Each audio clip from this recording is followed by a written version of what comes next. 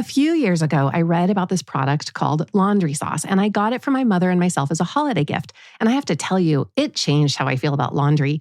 Laundry sauce is a premium collection of high-performance detergent pods and laundry essentials, infused with bold, sophisticated fragrances crafted by top perfumers. The pre-measured pods make my life easier. No more wrestling with those giant detergent bottles or dripping blue liquid down the side of the washer. You know what I mean. And I smell amazing. I love drinking Earl Grey tea, so it makes sense that I'm obsessed with their Italian bergamot scent. It's modern, bright, citrusy with notes of sweet mandarin, sandalwood, Indonesian patchouli. It smells incredible. And if that's not really your vibe, there are options like Australian sandalwood or Himalayan cashmere.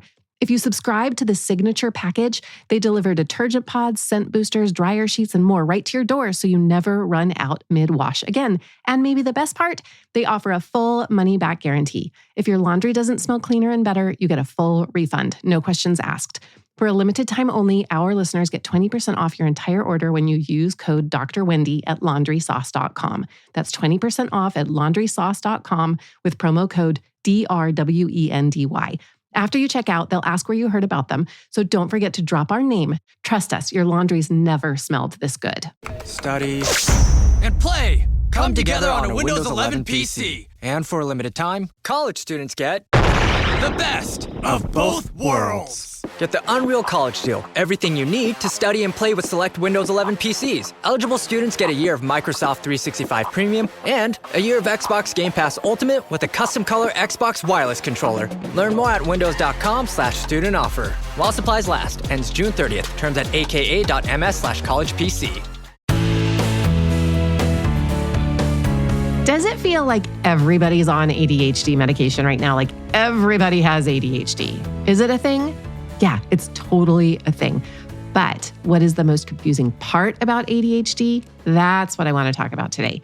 I'm going to tell you what I find suspicious. It's why a kid can't sit at the table and do their homework or pay attention long enough to finish clearing the dishes, but they can focus on a video game or a basketball shootout for like all of eternity.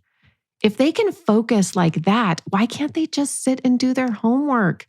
This is one of the reasons ADHD has been so misunderstood for so long, because we call it attention deficit hyperactivity disorder. And most kids don't actually lack attention for things that interest them.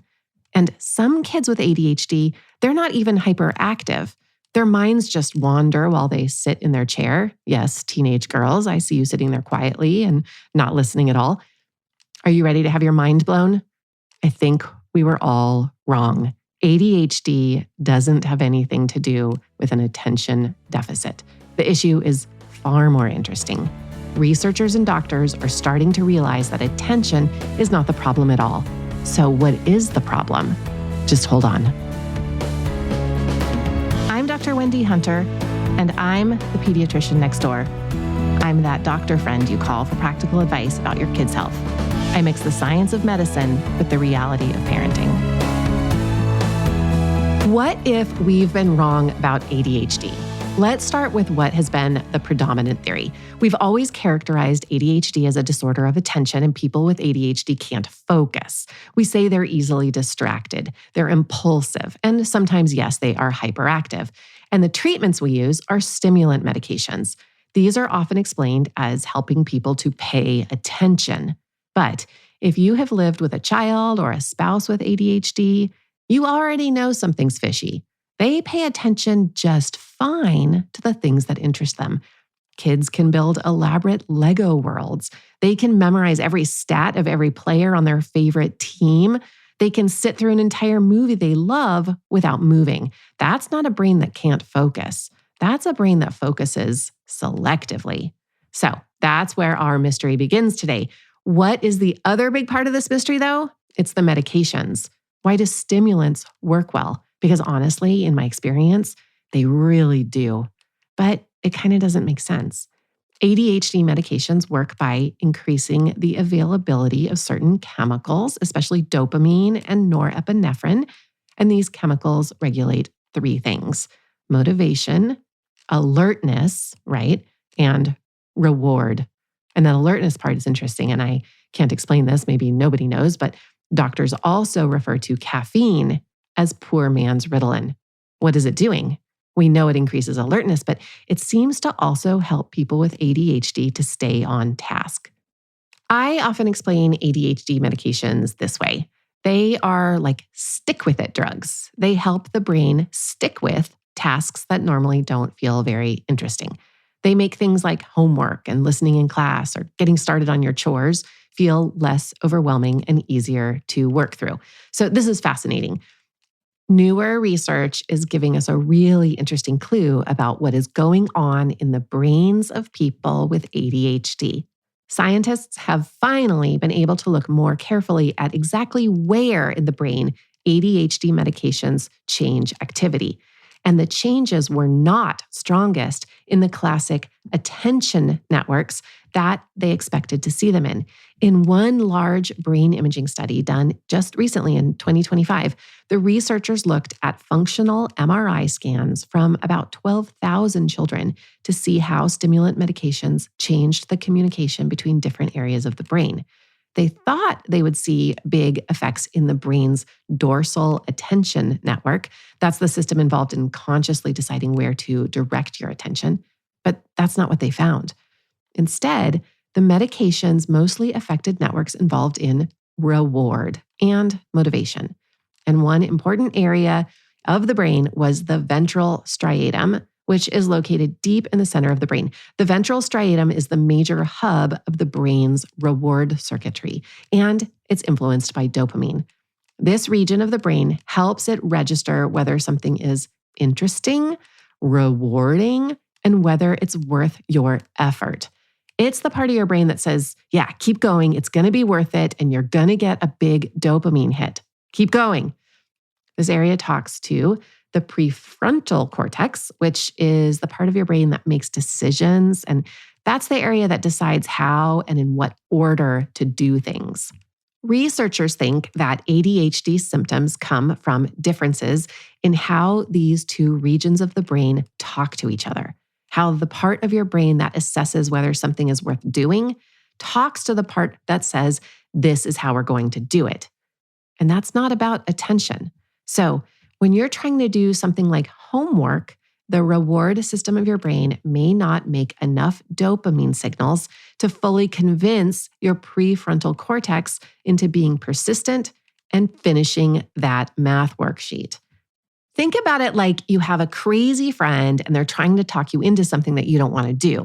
People with ADHD have a really lame friend who can't convince them of anything. They're like, nope, I am not going to do that. There might be something better to do, and now I think I'll eat a cookie. That's the brain of an ADHD person. And the rest of us without ADHD are like, yeah, I'll do that. That could be cool. Anyway, another interesting study used an fMRI and a slot machine game to look specifically at how people with ADHD anticipate getting a reward. When research subjects with ADHD were not taking their medication, their ventral striatum didn't really respond to cues that predicted that they might get a reward. But after taking methylphenidate, that's one of the ADHD drugs, the activity in their ventral striatum increased at the same time when reward cues appeared in the slot machine game. In other words, the medication seemed to help the brain recognize and respond to the expectation of getting a reward. These newer imaging studies also found something else surprising. Stimulant medications changed brain communication patterns in the way that we experience feeling awake and alert. The medications make the brain look similar to what is seen after you've had a really good night of sleep. But the medication didn't change the areas of the brain that are associated with paying attention, which is where researchers assumed they were going to see activity. So, the emerging theory is that ADHD medications may not work by boosting attention directly. Instead, they move the brain into a more awake, more motivated state, which is more likely to respond to rewards, which makes it way easier to handle boring tasks and to persist through things that otherwise don't feel engaging enough to hold your attention. And that's why it looks like they're not paying attention. Okay, are you still paying attention? So, the bottom line is that ADHD medications work on the brain system involved with alertness and staying awake, which is why caffeine helps. And the other place is on the part of your brain that likes to gamble and online shop and eat chocolate. And I want to make a side note about dopamine, which we often call the pleasure chemical. It's not quite accurate. It's not so much about pleasure. It's kind of more about motivation and persistence. In a neurotypical brain, dopamine is released when something feels rewarding or meaningful. And that reward can be immediate, like hearing a text notification or winning a game. Or the reward can be delayed, like studying for a future goal. Anyway, dopamine makes your brain feel pretty good. But in ADHD, researchers now believe that dopamine signaling pathways may work differently. The new theory is that the ADHD brain has a different threshold for activating these reward and motivation networks. So it takes more stimulation, more newness, maybe a feeling of urgency or emotional intensity before their brain fully engages. My neurotypical brain can push through folding laundry, filling out paperwork, or doing math homework. But for someone with ADHD, they may not make enough dopamine activity to do those things. And that leads us to the next question. Is this inborn? Is it genetic? Maybe. Probably. Are young children's brains developing in a world with more stimulation, and that's what's changing their threshold? Maybe. Whatever the reason is, this theory does explain one of the most confusing things about ADHD, and that's the inconsistency. The reason a child can spend 3 hours building an elaborate world in Minecraft, but can't sit still at dinner is not because of intelligence or ability. The issue is that one activity crosses the brain's engagement threshold and the other one doesn't. This is why researchers now describe ADHD not as a lack of attention, but as a problem with the regulation of attention. In fact, we see the opposite of inattention in some people with ADHD. When something is fast-paced, competitive, urgent, or rewarding, the brain can actually enter a state of intense concentration called hyperfocus. People with ADHD describe periods where they become so intensely absorbed in something interesting that they lose track of time. They might forget to eat. They ignore people that are talking to them or stay up too late because they can't pull themselves away from what they're doing. Does this sound like a deficit of attention? I don't think so. Hyperfocus isn't really super attention either. It's more like attention becoming locked onto something that activates their brain's reward system. When a task is really stimulating, dopamine levels rise and the brain can sustain enormous amounts of focus and persistence. And sometimes it's too much. Adults experience this too. Someone may procrastinate for days on boring paperwork, but then become intensely immersed in a home renovation project, say, or a creative hobby, and work on it nonstop into the night. The important thing is that hyperfocus is not voluntary. It's not a voluntary control of your attention. The brain actually has trouble regulating their attention flexibly. It struggles to engage with boring things, but can't disengage from really rewarding activities. This is where stimulant medications seem to help. These medications increase the availability of dopamine and norepinephrine in these brain circuits. Medication turns up the brain's internal signal so it makes something feel rewarding. It makes the brain experience a boring task like it's really important enough to stay engaged with. So how can we use this to our advantage to treat the symptoms of ADHD that interfere with life? That's next.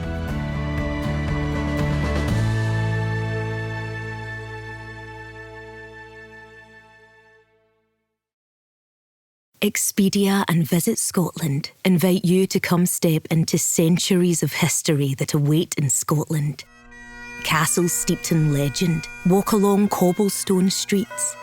Come share the warmth of stories passed down through generations. This is a place with a past that is fully present today and all yours to explore. Plan your Scottish escape today at expedia.com/Visit Scotland. Eczema is unpredictable, but you can flare less with Ebglyss, a once-monthly treatment for moderate to severe eczema.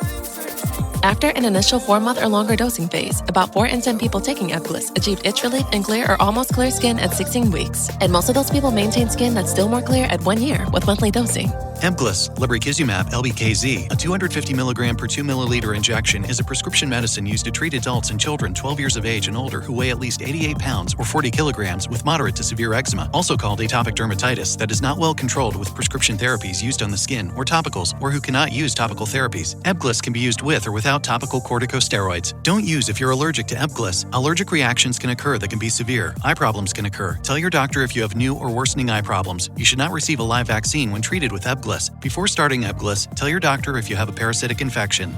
Ask your doctor about Ebglyss and visit ebglyss.lilly.com or call 1-800-LILY-RX or 1-800-545-5979. Zootopia 2 has come home to Disney+. Let's go! Get ready for a new case. We're gonna crack this case and prove we're the greatest partners of all time! New friends. You are... Gary the Snake. And your last name? The Snake. Dream team. And new habitats. Zootopia has a secret reptile population. You can watch the record-breaking phenomenon at home. You're clearly working at Zootopia 2, now available on Disney+, rated PG.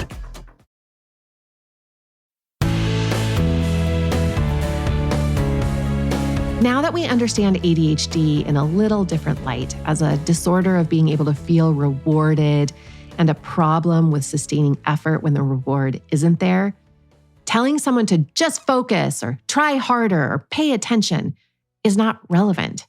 Instead, we probably need to ask, how do we make this task feel doable? How do we build in reward? Remember, kids with ADHD are not lazy, they're not defiant. Their brain can only stay engaged in the context of what they're doing. So we have to change that context. This is also why ADHD shows up in school and may not even show up at home, because school is fully built around delayed rewards. You do the work now for a grade later, for a future outcome that's really hard to feel in that moment. And that works fine for brains that can handle delayed gratification. But for a brain that relies on immediate reward, school is not going to work for them. Video games, on the other hand, are totally designed for the ADHD brain. They give immediate feedback, clear goals, and constant rewards. There's a steady sense of progress. So it is not surprising that kids with ADHD just thrive in that environment. So maybe we should make school as engaging as a video game. This also explains why people with ADHD do better under pressure and when they have deadlines. People with ADHD need immediate feedback and they like competition. And they do well when a task feels important or meaningful. Where do medications fit into this? I'm sure you've seen in the news the staggering rate that ADHD medications are being prescribed. Are we doing this right? Are they working? There are lots of treatments for ADHD, and kids can train their brain to sustain their attention to a task. So can adults, and they can function great without the medications. But I have to tell you, in my clinical experience, for a lot of kids who are struggling in school or having a hard time with sports or at home with symptoms, these stimulant medications are awesome. They definitely improve alertness and wakefulness, and that overlaps with something we don't talk enough about, and that's sleep. You knew this was important, didn't you? I am here to tell you, you are right. Kids need sleep. It can help treat their symptoms. And as everyone knows, when you're tired, everything does feel harder. Everything is less rewarding and takes more effort. So part of what we may be seeing in ADHD is also related to how the brain regulates awake, alert, and ready so it can engage. One of the crucial treatments for ADHD is going to bed and waking up at the same time every day. If your instinct was to prioritize sleep for kids, you are right. Now we have a fuller picture. What else can we do since we can't just tell a kid to try harder? We can change the emotions surrounding all of this. The hardest part of ADHD isn't really the schoolwork. It's sometimes how bad kids feel about themselves. They might know they're smart and they might know they can do something and they don't understand why they can't make themselves do it. And over time, they can start to think, I'm lazy or I'm bad at school. But what if we explain this differently to them? Let's tell them, your brain works best when something is interesting, and that's fine. And we're going to figure out how to help you with the parts of your life that aren't interesting. Sometimes saying this changes a lot for these kids. One of the most effective strategies is not demanding more effort. It's changing the structure of the task so it's more interesting. Great teachers know how to do this, and they do it all the time with all of their lessons for all of their students. Many kids with ADHD do better when work is interactive or game-like. So try this. Use a timer or a beat the clock type challenge when you're asking them to do something. Turn chores into a race. Add music or movement, or break homework into small chunks with quick rewards in between. Even something as simple as using colorful markers or writing on a whiteboard instead of sitting at a desk is less boring and can keep them engaged more. Do their spelling words while they're bouncing a ball. That can increase stimulation enough to help the brain engage. Immediate feedback is also really powerful. A kid with ADHD may not do their work for a reward that comes days or weeks later, but they might respond better to a small reward that happens right away. And that doesn't mean you have to bribe them. It means that they need reinforcement to sustain their persistence. And praise is a great reward. Just tell them they're doing a great job regularly. Start a points system for small little chunks of homework they do. Use a visual progress tracker, or have them earn certain privileges in steps. That can all help to activate their brain's reward pathway. Body movement matters too. Kids with ADHD focus better when they are not forced to sit still. Some do their homework while standing or chewing gum or using a wobble stool. They can squeeze a fidget or take short breaks for movement. We think movement means that they're not paying attention, but for a lot of these kids, movement helps them increase their alertness and engagement. And interestingly, there are evidence-based parent training programs that are built around all these ideas I just listed. They teach you how to make tasks more rewarding so kids can get through them. One of the best known is called the Incredible Years, which teaches parents strategies for increasing positive reinforcement and using routines and emotional regulation and encouraging persistence. This program has been studied in kids with ADHD-type behaviors and has shown improvements in hyperactivity, regulation, your parenting stress, and interactions with your child. And what's important about programs like this is that they take the focus away from punishment and more towards working with the way the child's brain works. So there it is. What do you think? Do we need to change the name of ADHD to RTDD, Reward Threshold Deficit Disorder? That sounds stupid. Or ventral striatum prefrontal cortex communication difference? That's a mouthful. It's about attention regulation. It's not a deficit. And the hyperactivity part, that's just a kid who's trying to increase their stimulation to satisfy their need for more reward. And technology, we didn't even talk about that. That is an entire episode on its own. There's no question that exposure to media changes our baseline need for dopamine. This is just something we need to practice. We have to practice sitting quietly with no distractions. You can reset your dopamine need. We really all need to meditate, honestly. If this episode made you see ADHD a little differently, please share it with someone who might need to hear this. A teacher, a friend, a parent who's in the middle of those homework battles. And if you have questions you want me to explore like this, you can always reach out to me in the contact listed in the show notes.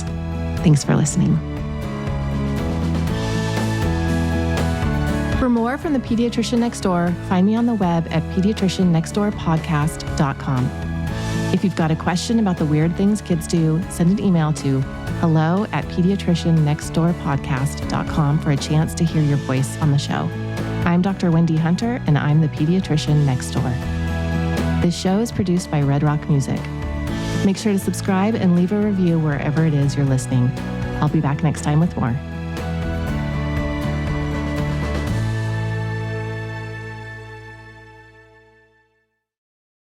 Some follow the noise. Bloomberg follows the money. Whether it's the funds fueling AI or crypto's trillion-dollar swings, there's a money side to every story. Get the money side of the story. Subscribe now at Bloomberg.com.